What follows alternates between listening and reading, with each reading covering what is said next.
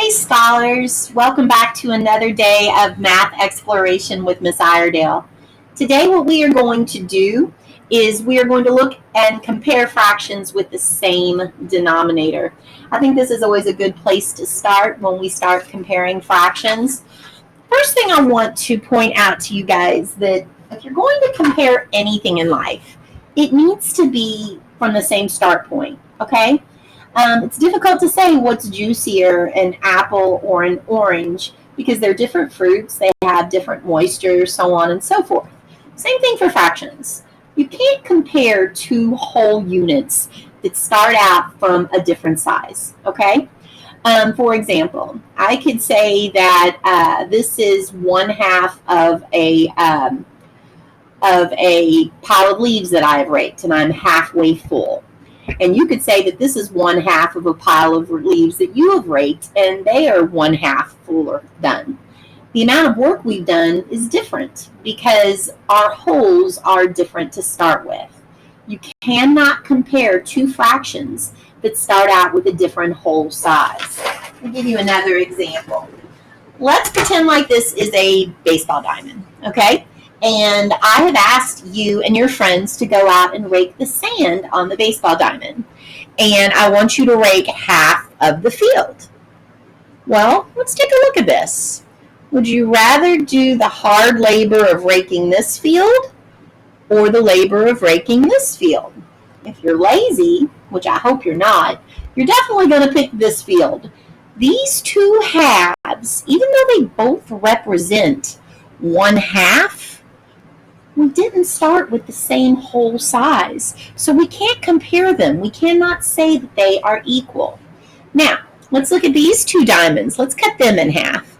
And I know Miss Iredale is not the greatest artist, but let's pretend like these are equal, which they're close to being equal. I'm going to ask you, do you want to rake this side or do you want to rake this side? Well, you're going to look at both and you're going to say, well, this one equals 1/2. And this one also is shaded 1/2 parts. But it doesn't matter. They share the same denominator, and we started with the same size whole. So these pieces are the exact same size. They both represent 1/2 of a whole, so we can say that they are equal.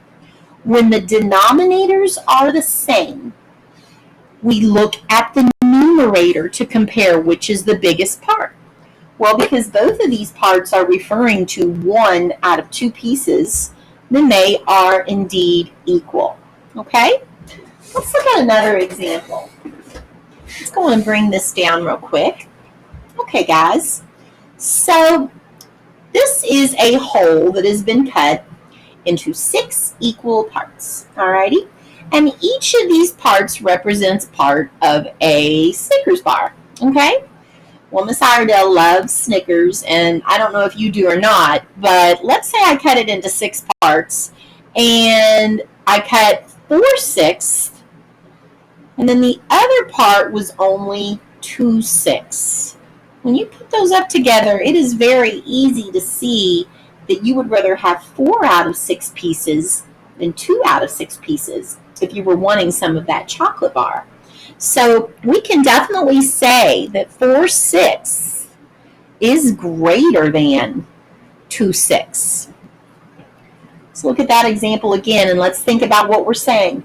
When the denominator is the same, and they have both been cut into 6 equal parts, you're going to look at the numerator to see which is bigger.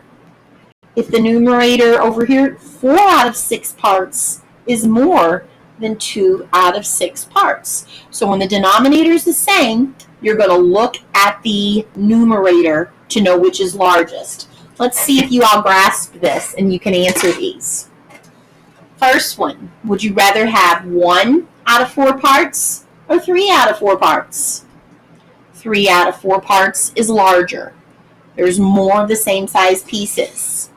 Would you rather have 1/2 parts or 2/2 parts? If you were wanting more, well, 2/2 parts is more than 1/2 parts. That's it for today, scholars. Have a great day.